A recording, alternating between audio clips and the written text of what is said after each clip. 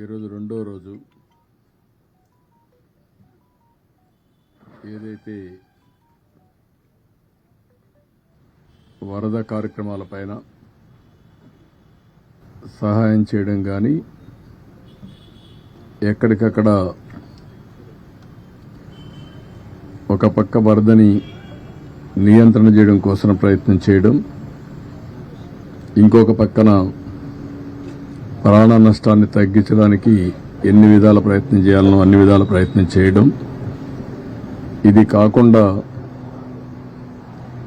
వాళ్ళందరినీ పునరావాసం కానీ ఇమ్మీడియట్గా వారికి కావాల్సినటువంటి నిత్యావసర వస్తువులన్నీ కూడా ఫుడ్ ఎట్టే విధంగా సప్లై చేయాలో చేయడం కోసం ప్రయత్నం చేశాం.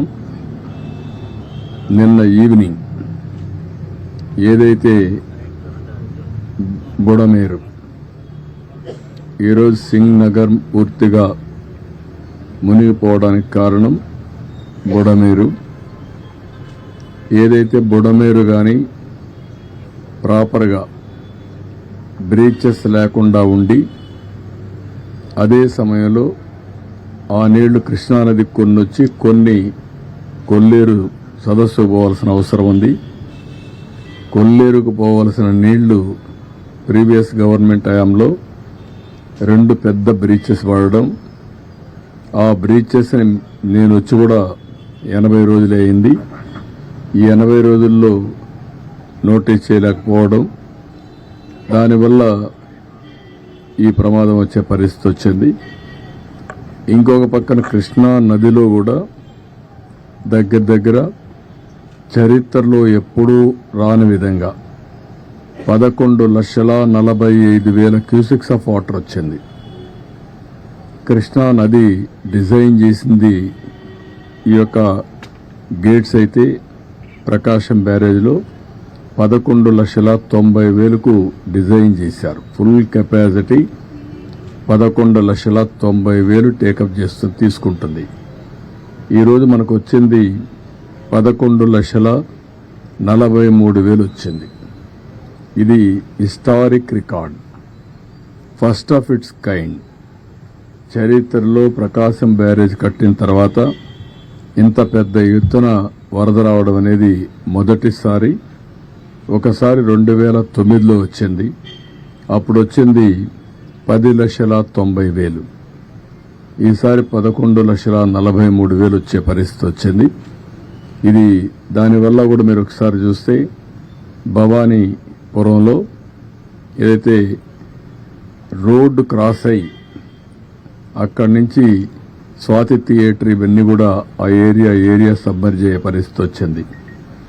అదే సమయంలో ప్రికాషన్ తీసుకున్నటువంటి కృష్ణ లంకలో ఒక పక్క నేనున్నప్పుడు ఒక వాల్ కట్టాం. తర్వాత అక్కడ మున్సిపల్ కార్పొరేషన్ ఆ ట్రీట్మెంట్ ప్లాంట్ పెట్టి దాని మీద నీళ్లు రాకుండా ఉండడానికి ఒక వాల్ కట్టారు. అప్పుడు మేము కట్టింది 18 అడుగులు కట్టాం, వాళ్ళు కట్టింది 14 అడుగులు కట్టారు. దాని పక్కన కొత్త గవర్నమెంట్ వచ్చినాక కట్టారు. ఏదైతే 14 అడుగులు కట్టారో ఆ 14 అడుగులు పొంగి కృష్ణా నుంచి నీళ్లన్నీ కూడా కృష్ణ లంకలోకి వచ్చే పరిస్థితికి వచ్చాయి. ఇది ఎప్పుడు కూడా ఊహించని పరిణామం. ఇంకొక పక్కన ఏదైతే ఈరోజు భవానీపురంలో స్వాతి థియేటర్ ద్వారా వచ్చే నీళ్లన్నీ మళ్ళీ ఆ నీళ్లని కూడా వ్యాంబే కాలనీకి ఇవన్నీ వచ్చేసి మొత్తం కలిసిపోయే పరిస్థితి వచ్చింది. ఇది ఏ విధంగా హ్యాండిల్ చేయాలనో అన్ని విధాల ప్రయత్నం చేశాం.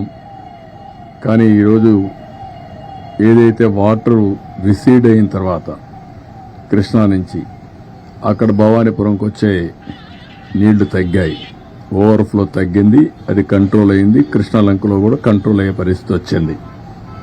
అయితే ఇంకా ఏదైతే ఇక్కడ ఉండే మనం సింగ్ నగర్లో ఉండే ఇది మాత్రం ఇంకా నీళ్లున్నాయి. ఒక 1.5 అడుగులు తగ్గాయి. ముందు కంటే నిన్నటి కంటే కూడా అక్కడ కూడా కొద్దిగా తగ్గాయి. అయితే నిన్న సాయంత్రం నుంచి అన్ని విధాల ప్రయత్నం చేశాం. నేను వస్తానే ఇమ్మీడియట్గా కేంద్ర మంత్రికి కూడా ఫోన్ చేసి ఎన్డీఆర్ఎఫ్ను పంపించమన్నాం. వాళ్ళైతే ట్రైన్డ్గా ఉంటారు, బోట్లు వస్తాయి, మనుషులు వస్తారు, ట్రైన్డ్గా ఉంటారు కాబట్టి ఇమ్మీడియట్గా ఆపరేషన్ దిగ్గలుతారనే ఉద్దేశంతో వాళ్ళు రమ్మన్నాం. ఇప్పటికే నిన్నటికే చాలా మంది వచ్చారు, ఈరోజు ఉదయానికి వచ్చారు, ఈరోజు కూడా కొంతమంది వస్తున్నారు. రేపు ఉదయానికంతా 30 టీములు, టీముకు 4 బోట్లు అంటే 120 బోట్స్తో రేపు ఆపరేషన్ చేసే పరిస్థితికి వచ్చారు. వీళ్లు కాకుండా మన దగ్గరుండే ఫిషరీస్ డెవలప్మెంట్ కార్పొరేషన్లో ఉండే బోట్లు తీసుకున్నాం. అవి కూడా ఒక 30-40 బోట్ల పైన 40-50 దాకా తీసుకున్నాం. అవి కూడా ఆపరేషన్కి పెట్టాం. ఈరోజు ఇవన్నీ చేసి చాలా వరకు కొంతవరకు రీచ్ అయ్యాం. ఇంకా చివరి ప్రాంతాల్లో రీచ్ కాలేకపోయాం. నాకు కూడా చాలా బాధ ఉంది. ఎందుకంటే ఎన్ని ప్రయత్నాలు చేసినా, ఎంత పుష్ చేసినా, అధికార యంత్రాంగాన్ని ఎంత మేమందరం కలిసి వర్కౌట్ చేసినా లాస్ట్ మైల్లో మేము ఫుడ్ సప్లై చేయలేకపోయాం. దానికి కారణం వచ్చిందంతా కూడా బిగినింగ్లో ఉండే వాళ్ళల్లో ఎమోషన్ రావడం, వాళ్ళకు కూడా అవసరం రావడం, అక్కడి నుంచి ఎక్కడికక్కడ వాళ్ళు ఫైట్ చేసి తీసుకునే పరిస్థితి రావడం, లాస్ట్ మైల్కి రీచ్ కాలేకపోవడం. ఎవరు పోయినా బిగినింగ్లో ఈ పక్క చేసుకుంటూ ఇటే రావడం జరిగింది. దీనివల్ల చాలా ఒక బాధ, మానవత్వానికి చాలా బాధేసే పరిస్థితి వస్తుంది. ఓసారి నిస్సహాయత, ఇంకొకసారి బాధ. ఎందుకంటే చాలా మంది ఈరోజు చూస్తే చాలా ప్యాథటిక్ స్టోరీస్. నేను సాయంత్రం మళ్ళీ వెళ్ళాను. నేను 6-7 సార్లు వెళ్ళుంటాను. నేను సకల విధాల ప్రయత్నం చేస్తున్నా. ఎట్టి పరిస్థితుల్లో లాస్ట్ మైల్కి ఇవ్వాలనేది నా యొక్క ప్రగాఢమైనటువంటి ఆకాంక్ష. ఎట్టి పరిస్థితులు చేయాలనే దృఢ సంకల్పం. కానీ ఎన్ని చేసినా చేయలేకపోతే ఈరోజు నేను చూస్తే ఒకసారి చాలా బాధేస్తుంది. ఒక అతను 1 సంవత్సరం అబ్బాయి తీసుకొని వచ్చాడు. తీసుకొని వచ్చి ఏడుస్తున్న దగ్గరికి వచ్చి, నా భార్య వదిలేసి వచ్చాను, ఈ పిల్లవాడి కోసం, వీడిని బతికించుకోవడం కోసం నేను భార్యను కూడా వదిలిపెట్టి ఇక్కడికి వచ్చాను, పలానా ఇంట్లో ఉంది, నా భార్యను తీసుకురండి అని చెప్పి ఏడ్చే పరిస్థితికి వచ్చాడు. ఒక పెద్ద ఆయనైతే వైఫ్, డాటర్, మా ముందరిని ఆ వైఫ్ పెయింట్ అయిపోయే పరిస్థితికి వచ్చింది. ఆవిడ్ని తీసుకురావడానికి సమస్యలు. ముసలవాళ్ళు నడవలేరు, బాగా వర్షపు నీళ్లు తడిచిపోయారు. తడిచిపోయిన తర్వాత బట్టలు కూడా లేవు, రోడ్డు మీద కూర్చునే పరిస్థితికి వచ్చారు.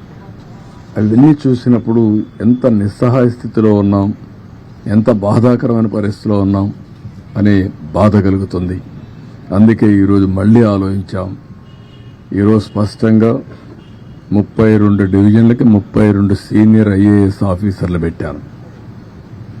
అదే మరిగా 149 గ్రామ సచివాలయాలు కార్పొరేషన్లో ఉన్నాయి.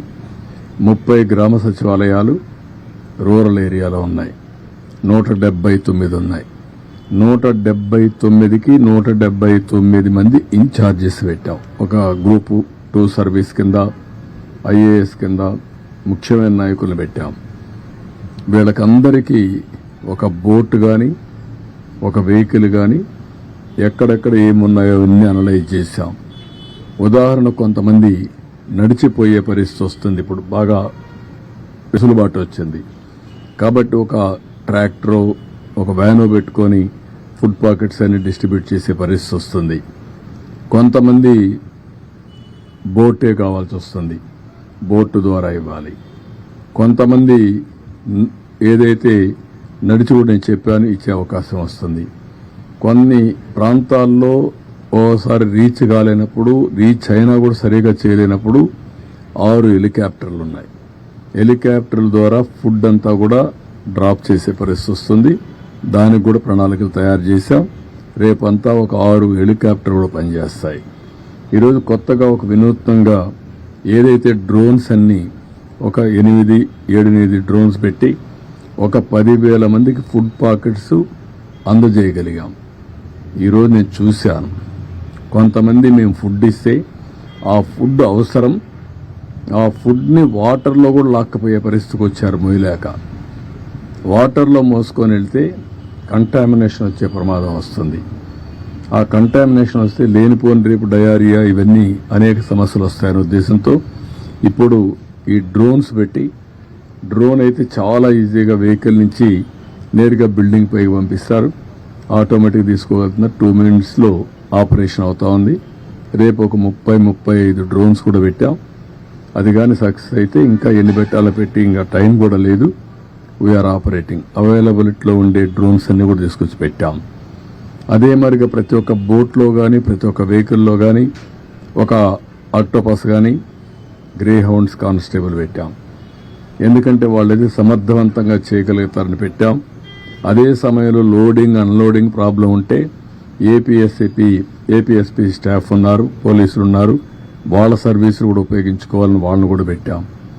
అంటే ఇవన్నీ కూడా ఎందుకు చేస్తున్నామంటే ఎక్కడ కూడా ఒక చిన్న నిర్లక్ష్యం ఉండకూడదు. ఎట్టి పరిస్థితిలో లాస్ట్ మైల్లో ఉండే వ్యక్తులకు చేరవేయాలి. వాళ్ళ ప్రాణాలు చాలా ముఖ్యం. అదే మరి వాళ్ళు చాలా ఇబ్బందుల్లో ఉన్నారు.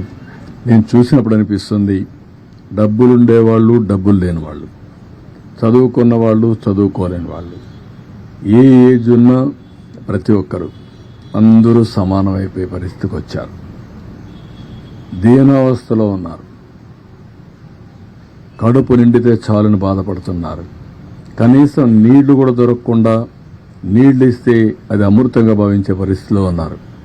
అవి చూసినప్పుడు బాధ్యత పెరుగుతుంది. నేను ఆ మాటే చెప్పాను మా ఆఫీసర్లకు అందరికీ. ఈరోజు ఈ కష్టకాలంలో ఉన్నప్పుడు మనందరి మీద ఒక గురుతరమైన బాధ్యత ఉంది. మీరు ఆ పని చేయండి. నాకు రాత్రికి రేపు ఎల్లుండి 3 days మాత్రం రాజీ లేదు. 0 tolerance. అందరం కలిసి పనిచేయాలి. ఎక్కడ కూడా ఏమాత్రం కూడా అశ్రద్ధ వహించడం, నిర్లక్ష్యంగా ఉండడం, కష్టాల్లో ఉండే వాళ్ళతో మాట్లాడే విధానం కూడా చాలా ఇంపార్టెంట్. ఒకసారి ఎమోషనల్గా మాట్లాడతారు, హిస్టీరిక్గా మాట్లాడతారు. ఎందుకంటే నిన్నటి నుంచి భోజనం లేదు, కళ్ళ ముందర పిల్లలకు భోజనం పెట్టలేకపోయారు, పేషెంట్లుగా ఉండే పేరెంట్స్ని చూసుకోలేకపోయారు. అవన్నీ చూసినప్పుడు ఎవరికైనా కోపం వస్తుంది, బీపీ పెరుగుతుంది, ఆవేశం వస్తుంది. అలాంటి సమయంలో మనం వాళ్ళని సముదాయించాలి, ఎప్పటికప్పుడు వాళ్ళకి గౌరవించాలి. వాళ్ళు గట్టిగా మాట్లాడినా మీరు వాళ్ళని ఏ విధంగా మెప్పించాలనో మెప్పించి మనం ఏం చేయాలనో చేయాలని చెప్పి కూడా చాలా స్పష్టంగా చెప్పాను. మా వాళ్ళు కూడా చేస్తారని చెప్పి ఆశిస్తున్నా. నేను సర్వేలు కూడా కండక్ట్ చేసుకుంటున్నా. ఎక్కడికక్కడ ప్రజాభిప్రాయాన్ని మేము ఇచ్చినట్టు చేరాయా లేదా అని కూడా అడుగుతున్నాం. దానివల్ల కూడా నాకు సమాచారం వస్తుంది. ఆ సమాచారాన్ని బేస్ చేసుకుని మళ్ళీ అక్కడ పంపించవలసిన నిత్యావసర వస్తువులన్నీ పంపిస్తాం. ఇది phase 1లో మేము చేసే కార్యక్రమం. ఇది అయిన తర్వాత ఎక్కడికక్కడ శానిటేషన్, ఇప్పటి నుంచే శానిటేషన్ పైన కూడా శ్రద్ధ పెట్టాల్సిన అవసరం ఉంది. కొన్ని ప్రాంతాల్లో ఒకరిద్దరు చనిపోయారు కూడా అంటున్నారు. దాన్ని కూడా, ఎందుకంటే నిన్న ఈరోజు ఈ నీళ్ళల్లో ఓసారి బయట వచ్చినప్పుడు కానీ అలాంటప్పుడు ఒకరిద్దరు చనిపోయింటే అవన్నీ కూడా అకౌంట్ ఫర్ చేయాల్సిన అవసరం ఉంది. దానిపైన కూడా శ్రద్ధ పెడతాం. ఇవన్నీ చేస్తూనే శానిటేషన్ కంప్లీట్ చేసి వాళ్లకు పునరావాసం చేయడానికి మళ్ళా ఏం చేయాలనో అవి కూడా ఫైనలైజ్ చేస్తాం. దాన్ని కూడా తొందరగా కంప్లీట్ చేసి ఈ టీంతోనే టోటల్గా మళ్ళీ వాళ్ళకు ఒక నమ్మకం ఇచ్చి, మళ్ళీ ఒక భరోసా ఇచ్చి వాళ్ళందరినీ కూడా ఏ విధంగా ఆదుకోవాలని ఆదుకున్న తర్వాతనే ఇక్కడి నుంచి కదలబోతున్నాం. ఇది ఈరోజు కార్యక్రమం. కానీ ఏమీ తెలియని నాయకులు కనీసం వీళ్ళ పీరియడ్లో ఆ రోజు ఏదైతే మనం ఈ డ్రైన్, బుడమేరు డ్రైన్ కనీసం బ్రీచ్ అయింది కూడా తెలియదు. బుడమేరుకు గేట్లు ఉన్నాయని మాట్లాడతారు. వీళ్ళు ఎట్లా సీఎంలు అయ్యారని నాకైతే అర్థం కాదు. అది నేరుగా వస్తుంది, దానికి కాలువలో వచ్చి పోతే కృష్ణాకి వెళ్తుంది, అది కూడా తెలిసి ఉండదు. లేకపోతే కొల్లేరుకి పోతుంది. తెలియాలని లేదు, కనీసం తెలుసుకోవాలని ఉండాలి. అది కూడా తెలియకుండా మాట్లాడే పరిస్థితి. ఇంకొక పక్క మా ఇల్లు కాపాడుకోవడానికి బుడమేరుకు నీళ్లు పంపించామంట. ఏం మాట్లాడతారండి? ఎంత అజ్ఞానం, లేకుంటే విచ్చలవిడితనం. ఏది చెప్పినా నమ్మతారని, ఏదో ఒకటి వాగితే ఏమీ చేయలేదని. వచ్చింది వర్షాలు నిన్న రాత్రి జరిగింది. తెల్లవారే కొందుకు అందరూ పరిగెత్తి ఎక్కడెక్కడుందో అన్ని జిల్లాల్లో కూడా ఫుడ్ పాకెట్స్ తయారు చేసి కొన్ని ఎయిర్ లిఫ్ట్ తీస్తున్నాం, కొన్ని తెప్పిస్తున్నాం. ఇక్కడ హోటలర్స్ అందరికీ చెప్పాను, ఇది మీ బాధ్యత. గవర్నమెంట్ ఈరోజు మేము డిమాండ్ చేస్తున్నాం, కమాండ్ చేస్తున్నాం, ఆదేశాలు ఇస్తున్నాం. ఎవ్వరికి ఎగ్జంప్షన్ లేదు. మీరు ఇన్ని లక్షల పాకెట్లు చేయాలంటే చేయాల్సిందే. మీరు సప్లై చేయమని ఆదేశాలు ఇచ్చాం. ఎందుకు? దేనికోసం? ఇది పబ్లిక్ ఇంట్రెస్ట్. ఇది మా ఇంట్రెస్ట్ కాదు. ఒక పబ్లిక్ ఇంట్రెస్ట్ అయినప్పుడు, ప్రజలు ఇబ్బందుల్లో ఉన్నప్పుడు ప్రభుత్వానికి ఒక విస్తృతమైన అధికారాలు ఉన్నాయి. ఎంతవరకు హ్యూమన్లీ పాసిబులో అన్నీ చేస్తున్నాం. బోర్డ్స్ తెప్పించాం, మనుషులు తెప్పించాం, ఫుడ్ అంతా సప్లై చేయించాం. సెక్రటరియేట్ మొత్తం ఈరోజు మీరు చూస్తే కలెక్టరేట్ని సెక్రటరియేట్గా చేసుకుని చీఫ్ సెక్రటరీ మొదలుకొని చీఫ్ మినిస్టర్ మొదలుకొని ఇక్కడే ఉన్నాం. దాన్ని కూడా వక్రీకరించి మాట్లాడే పరిస్థితికి వస్తున్నారు. వీళ్ళకు బాధ్యత లేదు, నాకు బాధ్యత ఉంది. హరికేన్ తుఫాన్ 96-97 రాజమండ్రి ఆర్డీఓ ఆఫీస్ని సెక్రటరియట్గా చేసుకుని ఆల్ సెక్రటరీస్ని రమ్మని వారంలో మళ్లీ అన్ని పనులు పూర్తి చేసి నార్మల్సీ తెచ్చిన తర్వాతనే హైదరాబాద్కి వెళ్ళాను. ఆ రోజు మొత్తం మీరు చూస్తే 21 సీట్లుంటే 99 ఎలక్షన్లో 20 సీట్లు మేము గెలిచాం. అదే విశాఖపట్నం ఉద్హూద్. నేరుగా నేను విశాఖపట్నం ఉద్హూద్ తుఫాను వచ్చినప్పుడు వచ్చి అక్కడే ఉండి అసాధ్యం అనుకునే దాన్ని ఒక వారంలో సాధ్యం చేశాం. ఎవరు మెషర్ చేసినా ప్రీ హుదూద్, పోస్ట్ హుదూద్ అని విశాఖపట్నాన్ని అభివర్ణించే పరిస్థితికి వచ్చారు. అందుకే లాస్ట్ ఎలక్షన్లో 4 సీట్లు గెలిచాం. ఈసారి అతిపెద్ద మెజారిటీతో గెలిచాం. తిత్లీ అక్కడే ఉన్నాం. ఆ రోజు కూడా సెక్రటరియట్ పండగలున్నా కూడా కాదని అక్కడ ఉన్నాం. 5 ఏళ్లు అంటే ప్రభుత్వం మంత్రి కానీ ముఖ్యమంత్రి కానీ ఎవరైనా సరే ఒక్కరోజు ఫీల్డ్కి వచ్చారా? ఒక్కరోజు వచ్చాడు ఫీల్డ్కి. అది కూడా రెడ్ కార్పెట్ వేసి పెద్ద ఎత్తున ఫీల్డ్ విజిట్ చేశాడు. మామూలు కార్పెట్ వేసుకొని ఫీల్డ్ విజిట్. ఇప్పుడు పాపం విధిలేని పరిస్థితిలో బురదలో దిగాడు. ఎందుకు? దిగకపోతే గతి లేదు కాబట్టి. ఏంటి రాజకీయాలు, చెత్త రాజకీయాలు? ఏం మాట్లాడుతున్నారు మీరు? మీరు మాకు తుఫాన్ గురించి, సైక్లోన్ గురించి, డిజాస్టర్ గురించి మాట్లాడే పరిస్థితి మీకుందా? తెలుగుదేశం పార్టీ ఎప్పుడు కూడా ఒక బాధ్యత కలిగిన పార్టీ. ఎవరికి ఎక్కడ కష్టమున్నా సమర్థవంతంగా, అది కూడా ఒక శ్రద్ధతో పనిచేసే పార్టీ. పేదవాడికి ఎక్కడా ఇబ్బంది లేకుండా చేయడం కోసం అన్ని విధాల ప్రయత్నం చేసే పార్టీ. దాన్ని వెకిలి చేసి మాట్లాడడం, లేకపోతే వీళ్ళ యొక్క క్రిమినల్ నేచర్, ఆ క్రిమినల్ నేచర్తో ఏం చేస్తారో తెలియదు మనకు. వాళ్లే నేరాలు చేసి ఆ నేరాలు వేరే వాళ్ళపైన వేసి తద్వారా రాజకీయ లబ్ధి పొందాలని ప్రయత్నం చేస్తారు. చాలామందికి అనుమానం ఉంది రాష్ట్రంలో, ఏంటి ఇవన్నీ ఎట్ట జరుగుతున్నాయని. మామూలుగా నా గవర్నమెంట్లో, నేను ఎప్పుడు గవర్నమెంట్లో ఉన్నా రౌడీజం కానీ, ఫ్యాక్షన్ పాలిటిక్స్ కానీ, వైలెన్స్ కానీ, లా అండ్ ఆర్డర్ వైలేషన్స్ కానీ ఎప్పుడు ఉండవు. అలాంటిది ఈ మధ్యకాలంలో అక్కడక్కడ తోక తిప్పే పరిస్థితికి వస్తున్నారు. తోక తిప్పే పరిస్థితికి వస్తున్నారు అంటే కొంతమంది రాజకీయ ముసుగులో పెత్తనం చేయొచ్చు, తప్పించుకోవచ్చు అనుకుంటున్నారు. కానీ రాజకీయ ముసుగులో మీరు తప్పించుకోలేరు. ఇష్ట ప్రకారం చేస్తే ఎవరిని వదిలిపెట్టాం. మొన్నే గుడ్లవల్లేరులో మీరు చూశారు. ఏం మాట్లాడారండి మీరు? మాకు సిన్సియారిటీ ఉంది.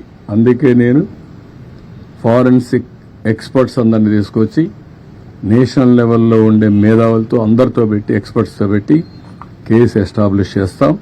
తప్పు చేశారని తెలిస్తే ఎంత పెద్దవాడున్నా వాడిని వదిలిపెట్టాం.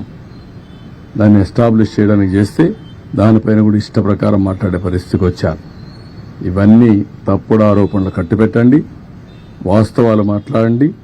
ఏమీ తెలియకుండా బుడమేరు గేట్లు ఎత్తలేదు, ఎత్తారు అని మాట్లాడడం, లేకపోతే ముఖ్యమంత్రి గారి ఇంటికి ముంపు గురి కాకుండా ఏంటంటే గురి అయితే నీళ్లు వచ్చాయి, వస్తాయి, ఏమైపోతుందండి? అందరిళ్ళకు వచ్చాయి. మొత్తం విశాఖపట్నం సగం మునిగింది, నీళ్లు వచ్చాయి. నీళ్లు వచ్చినప్పుడు ఏమవుతుంది? అదే మరిగా అమరావతి ఏదో నీళ్లు వచ్చేసే అమరావతి మునిగిపోయింది, అమరావతి దాని మీద ప్రాపగండా. ఏమీ జరగలేదు అక్కడ. ఇలాంటి తప్పుడు ప్రచారం చేసి తప్పుడు ఇది చేసి ఏదో రాజకీయ లబ్ధి పొందాలనుకుంటున్నారు.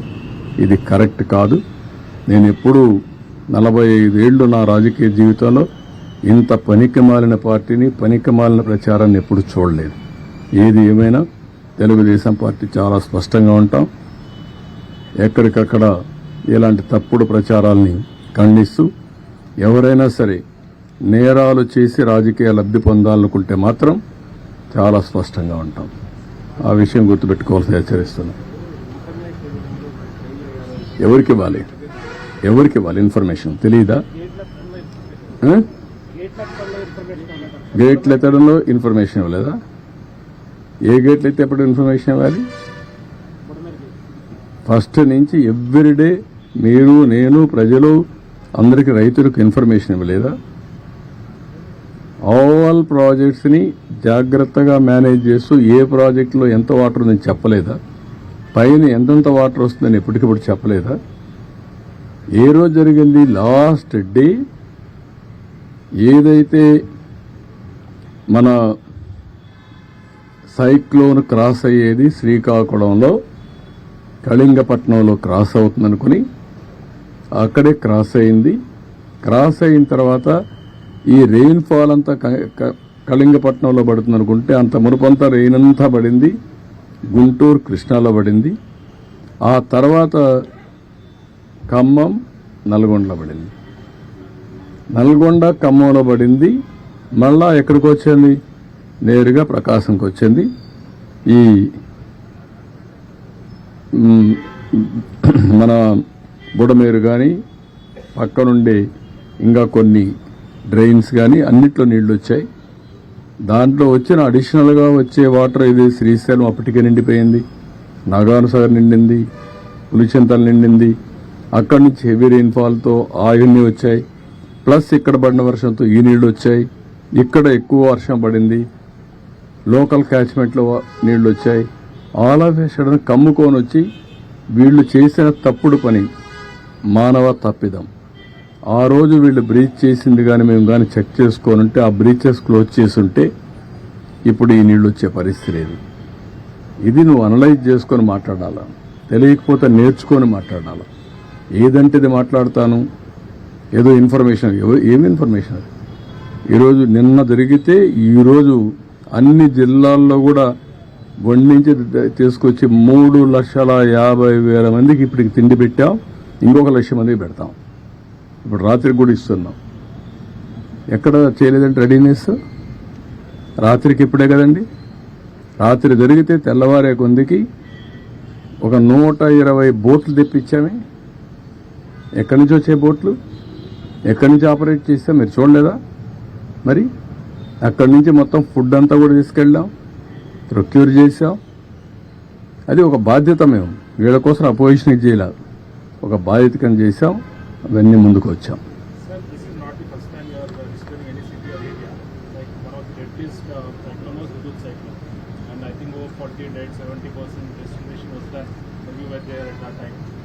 What is the initial assessment? Are you going to request any funds from the center? What has been, sir, what is the figures now? And also in my career, this is the biggest disaster. Never in the past we had some events, either Hudhud, hurricane, Titli, but compared to that, here human suffering, property loss is the biggest. We are requesting Government of India to declare as national calamity. We will send all the reports to them. We will request Government of India to give some funds liberally to complete all these things, and also how to recover loss for the people. Any figures, sir? Tomorrow, day after tomorrow, I will give you. Even there is a huge loss of crop, and also some more assets, even private assets and public assets. All these things we will estimate. We will send it to Government of India at the earliest. That's why first I reported to Home Minister. I seek his assistance, and also I requested PM. He also responded positively. Both I have briefed them. Next step is we request them to help us. Sir Budameru కంట్రోల్లోకి వచ్చినట్టుగానే భావించాలి sir. ఇప్పుడు మొత్తం ఎంతమంది yeah water అయితే స్లోగా తగ్గుతుంది. ఇప్పటికే 1.5 feet తగ్గింది. రాత్రికి ఇంకా తగ్గచ్చు. ఇక్కడ కూడా మీరు చూస్తే 11,20,000 క్యూసిక్స్ వచ్చాం 8 o'clockకి. ఇప్పుడు ఇంకా తగ్గుతుంది. కాబట్టి కృష్ణా నదిలో కూడా తగ్గింది, బుడమేరు కూడా తగ్గుతా ఉంది. అందుకని సిటీ కూడా కొద్దిగా ఈజ్ అవుట్ అవుతా ఉంది. రేపు ఎల్లుంటికి ఈ సింగ్ నగర్ కానీ పరిసరాల్లో కానీ నీళ్లు బాగా తగ్గితే ఈజ్ అవుట్ అయిపోతుంది. We are working on that. రసం బ్యారేజ్ గేట్లకి ఏదో ప్రమాదం వాటిందని సోషల్ మీడియాలో ప్రచారం చేస్తున్నారు. దానివల్ల ప్రజలు ఆందోళన. అలాగే అమరావతి కూడా పూర్తిగా మునిగిపోయింది. రాజధాని అమరావతిలో కూడా మొత్తం ఏదైతే అనుకున్న ప్రచారం జరిగింది. నేనేమంటానంటే రెండు విషయాల్లో కూడా క్రిమినల్స్ కొంతమంది ఈ రాష్ట్రంలో ఉంటే, వాళ్ళు రాజకీయాల్లో ఉంటే ప్రజలకు కూడా ఎవ్రీడే అనుమానాలు వస్తాయి. నాకు కూడా అనుమానం వస్తా ఉంది. 2 బోట్లు వచ్చే చూశాను, ఎక్కడి నుంచి వచ్చే తెలియదు. వచ్చి నేరుగా ప్రకాశం బ్యారేజ్ని ఢీకొన్నాయి. ఆ ప్రవాహంలో ఒక విధంగా ఆలోచిస్తే అది ప్రమాదమే, కానీ అది ఎక్కడ హిట్ చేయాలని అక్కడ హిట్ చేయకుండా వేరే ప్రాంతంలో హిట్ చేసింది కాబట్టి కొంతవరకు సేఫ్ అయింది. ఇప్పుడు దాన్ని కన్నయ్య నాయుడు ఈరోజు వచ్చి చూశాడు. ఏ విధంగా చేయాలి, ఎట్లా సేఫ్టీ ఆఫ్ ది ప్రాజెక్ట్ కాపాడుకోవాలనో కాపాడుకునే పరిస్థితి వస్తుంది. ఇప్పుడు చాలామంది దాని మీద దీంట్లో కూడా కుట్ర ఉందని అనుమానించే పరిస్థితికి వచ్చారు. ప్రైమా ఫేసి నేను ఆలోచించలేదు, కానీ ఒకసారి వివేకానంద రెడ్డి మర్డర్ చేసి గుండెపోటని చెప్పగలిగిన వాళ్ళు ఇలాంటివి కూడా చేయొచ్చేమో. వి కెనాట్ ఇది. ఈరోజు రేపల్లి ఏదైతే బండ్ ఉందో అక్కడ పెట్రోలింగ్ పెట్టే పరిస్థితికి వచ్చాం ఈ దొంగల కోసం, నేరస్తులతో. ఎప్పుడన్నా ఆలోచించామంటే పెట్రోలింగ్ పెట్టాలని? నాకెప్పుడు లేదు. 1-2 సార్లు పెట్రోలింగ్ ఎందుకు పెట్టానంటే, నాగార్జున సాగర్ లెఫ్ట్ మెయిన్ కెనాల్లో రైతులు నీళ్లు రానియకుండా ఉంటే సమైక్య ఆంధ్రప్రదేశ్లో ముఖ్యమంత్రిగా చివరి భూములకు నీళ్లు తేవడానికి పెట్రోలింగ్ పెట్టి డిఎస్పీని ఆర్డీఓని పెట్టి నీళ్లు తీసుకొచ్చాను. నౌ క్రిమినల్స్ ఎవరైనా కానీ బ్రీచెస్ చేస్తారేమో అనే భయంతో ఇప్పుడు పెట్రోలింగ్ పెట్టమని చెప్పాను నేను డీజీపీకి, ఇప్పుడు సిఎస్కి ఇద్దరికి. What is the fate?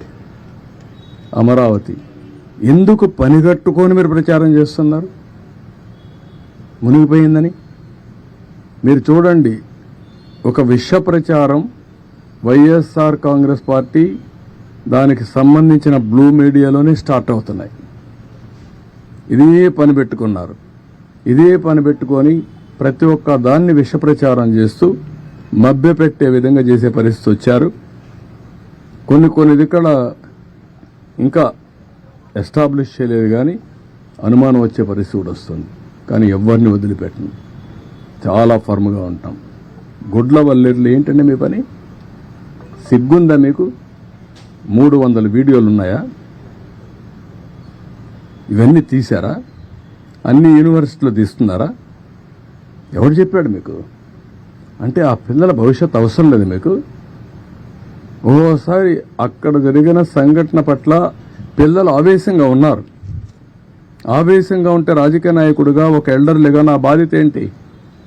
ఆ పిల్లల్ని మెప్పించి ఏం జరిగిందో జరగలేదో అన్ని ఎస్టాబ్లిష్ చేసి, జరిగితే కఠినంగా శిక్షించి, జరగకపోతే జరగలేదని చెప్పి వాళ్ళల్లో మనోధైర్యాన్ని నింపవలసిన మేము 300 వీడియోలు తీసేశారని చెప్పి ఆ 300 వీడియోలు ఉన్నాయని దేశం అంతా పంపించి డిగ్నిఫైడ్గా ఉండే ఇన్ఫ్లుయెన్సర్ కూడా పెట్టిస్తారా మీరు? ఏమనుకుంటున్నారు మీరు? ఒళ్ళు దగ్గర పెట్టుకోవాలా?